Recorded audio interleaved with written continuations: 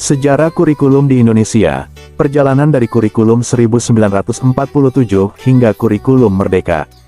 Dalam sejarah kurikulum di Indonesia, kita melihat perkembangan pendekatan, fokus, dan tujuan pendidikan seiring berjalannya waktu. Setiap perubahan tersebut merupakan upaya untuk memenuhi kebutuhan pendidikan dan tantangan zaman, serta beradaptasi dengan perkembangan sosial dan teknologi. Pada awal kemerdekaan, kurikulum 1947, rencana pelajaran 1947, lahir dengan tujuan pembentukan karakter manusia Indonesia yang merdeka dan berdaulat. Kurikulum ini fokus pada pendidikan karakter, menekankan nilai-nilai yang penting bagi bangsa. Kurikulum 1952, rencana pelajaran terurai 1952, lebih mengarah pada pembentukan sistem pendidikan nasional. Kurikulum ini menekankan pelajaran yang terkait dengan kehidupan sehari-hari dan memperkenalkan sistem di mana satu guru mengajar hanya satu mata pelajaran. Kurikulum 1964, rencana pendidikan 1964, mengembangkan aspek moral, kecerdasan, emosional, artistik, dan jasmani melalui program Pancawardhana. Kurikulum ini bertujuan mengembangkan daya cipta, rasa, karsa, karya, dan moral siswa. Pada kurikulum 1968, fokusnya adalah membentuk manusia Pancasila yang kuat dan sehat jasmani.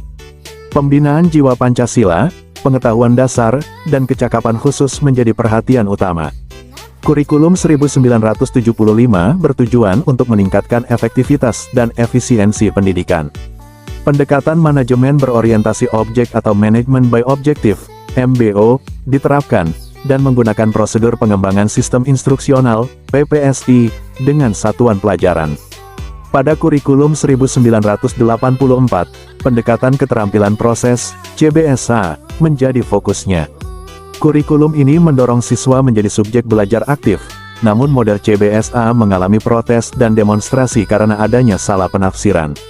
Kurikulum 1994 memadukan beberapa kurikulum sebelumnya.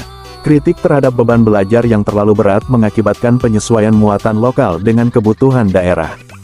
Kurikulum 2004, KBK, merupakan kurikulum berbasis kompetensi yang menekankan ketercapaian kompetensi siswa baik secara individu maupun klasikal. Kurikulum ini juga berorientasi pada hasil belajar dan keberagaman. Kurikulum 2006, KTSP, merupakan kurikulum tingkat satuan pendidikan yang mengadopsi desentralisasi sistem pendidikan.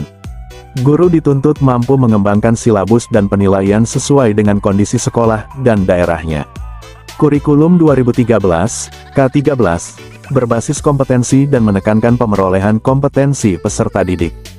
Kurikulum ini mengintegrasikan sikap, keterampilan, dan pengetahuan, serta berfokus pada pengembangan insan Indonesia yang produktif, kreatif, inovatif, dan afektif. Kurikulum Merdeka diluncurkan pada tahun 2022 sebagai bagian dari program Merdeka Belajar. Kurikulum ini menggabungkan beberapa karakteristik dari kurikulum sebelumnya, seperti KBK, KTSP, dan K13. Fokus utamanya adalah pada materi esensial dan pengembangan karakter profil pelajar Pancasila. Kurikulum Merdeka memberikan fleksibilitas dalam pemilihan perangkat pembelajaran dan penilaian, sehingga guru dapat menyesuaikannya dengan kebutuhan belajar dan minat peserta didik. Pendekatan intrakurikuler yang beragam juga diadopsi, memberikan waktu yang optimal bagi peserta didik untuk mendalami konsep dan menguatkan kompetensi. Kurikulum Merdeka akan mengalami tahapan implementasi, yaitu tahap mandiri belajar, mandiri berubah, dan mandiri berbagi, sebagai bagian dari program Merdeka Belajar. Selama periode 3 tahun, kurikulum ini akan mengalami iterasi dan perbaikan sebelum diimplementasikan secara nasional pada tahun 2024. Dengan demikian, kurikulum Merdeka merupakan hasil evolusi dari kurikulum sebelumnya dengan penekanan pada ketercapaian kompetensi, pengembangan karakter, fleksibilitas dalam pembelajaran, dan pendekatan intrakurikuler yang beragam.